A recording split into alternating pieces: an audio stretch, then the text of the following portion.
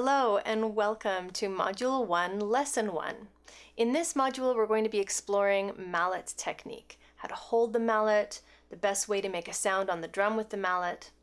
And the first thing to note is the end with which we're holding the mallet. So we're holding the wooden part and the soft part is what's making contact with the drum. How to hold the mallet is just one hand width up from the bottom of the stick. If we hold too close to the top, you don't really have much of a range of motion to make a sound. But again, if you're holding just at the end of the mallet, you don't have as much control and it could swing around and hit somewhere on the drum that you're not intending. So just one hand up from the bottom of the stick. And we want to relax the shoulders and think of the mallet as being an extension of your arm. So your arm is like one long mallet from your elbow to the end of the stick. And that means we don't want to break the wrist. If we do, we don't have as much control again. So just keeping the arm straight.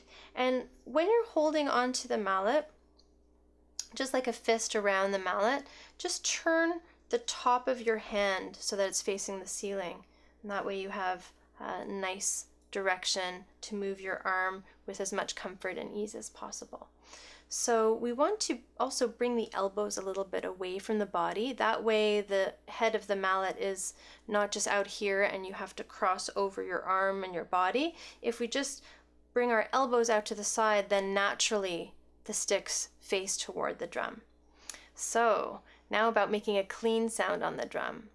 The most important thing to remember, once we understand that it's all one movement from the elbow to the end of the stick, is to allow the stick to bounce up off the drum. If we use the mallet and just let the stick rest, then it mutes the sound. So in the exercise that's coming, the first practice video, I just want you to not think at all about which hand you're using. Don't worry about that. You can go the same, just one hand and then practice the other, or whichever hand you want. But I do recommend that on the right side of the drum, you use your right arm, and on the left side of the drum, you're using your left arm as much as possible. You can, of course, cross over if you want, but it's just in general easier if you use the arm that is closest to the notes. So let's practice.